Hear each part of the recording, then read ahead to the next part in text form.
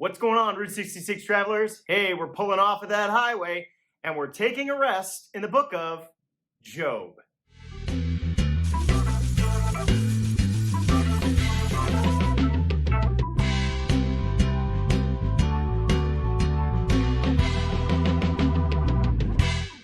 When we struggle in life, it's easy to ask the question, why? And maybe if you have a strong relationship with God, at times maybe it's even possible for you to go, I don't understand why an all-powerful, loving God allows the innocent to suffer.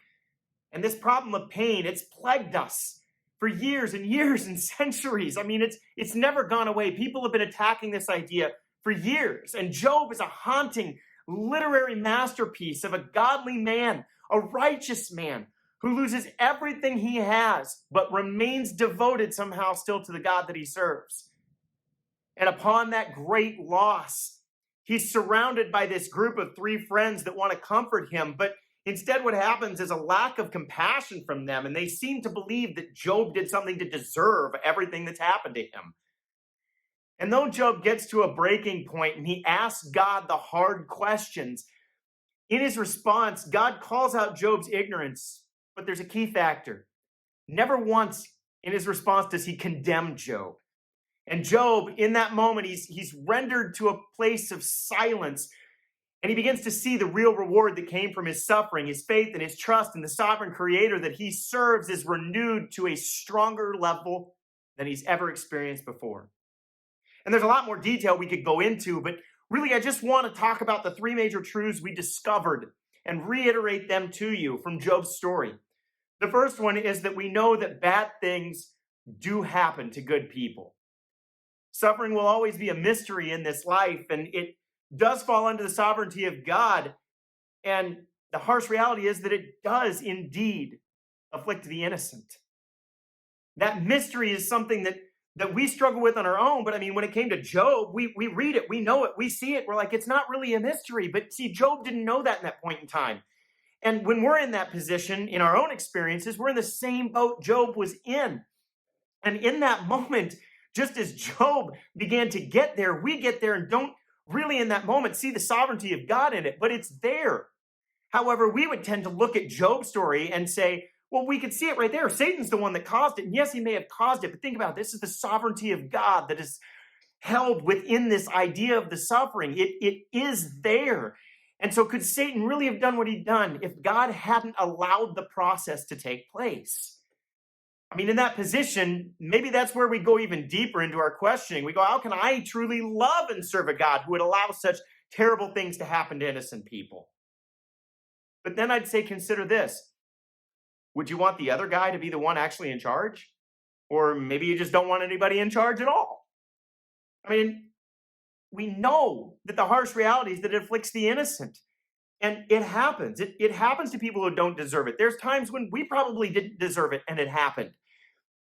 But the thing is that leads us toward that third point. And that's when it happens to people that we love. When we see those innocent people afflicted around us, we want to be there. We want to comfort them. We want to show them support. And Job's friends wanted to do that. But the problem is that there's no shortage of hard questions that surround that. And they lacked compassion when it came to Job's justification on those questions.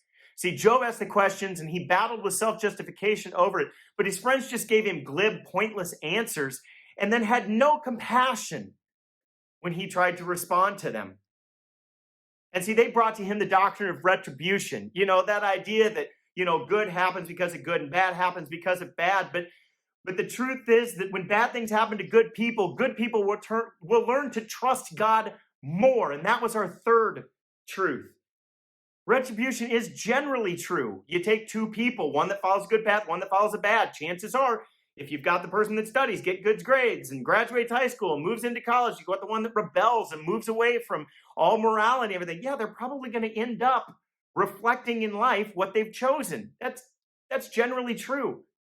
And in finality, it's true. When we get to heaven, there's going to be a separation of the sheep and goats at the throne of judgment. And there's going to be those who have chosen Christ in eternity with him, and those that have not chosen him and will be separated for eternity from him. In finality, it's true. But universally, it's not true. Why? Because bad things happen to good people. Innocent people do suffer in this life, even though it's under the sovereignty of God. That's where we who suffer learn not to trust in that retribution, but instead to trust in the sovereign creator who's in the middle of it. Job discovered the joy in his suffering, and it's not because he got answers to the questions that he was asking. No. What he got was something greater. He received God himself in that moment. Just like Thomas Aquinas, when God asked him, "What is it you want from me?" And Thomas said, "Only you, Lord, only you." What would happen if you got asked that question? What would your answer be if God said, "What do you want from me?" Just know this. If your answer means that something other than God is at the center of your universe, and that thing is ripped away and removed from you, that's when your faith may go with it. Because it's only when you acknowledge the supreme importance, only when you say, "God, you are the master of my life. You are the supreme thing in my life," only then will you be able to survive through those times of suffering when that injustice befalls you. So while suffering remains a mystery to us, God is in the midst of that mystery. His sovereign power is there, and he gives himself to us so that no matter the circumstances, we trust in the sovereign God, our creator and our savior. Hey, I hope you'll keep memorizing those scriptures to use them as a tool to go to battle daily. Keep studying hard individually in your study groups as well as with your family.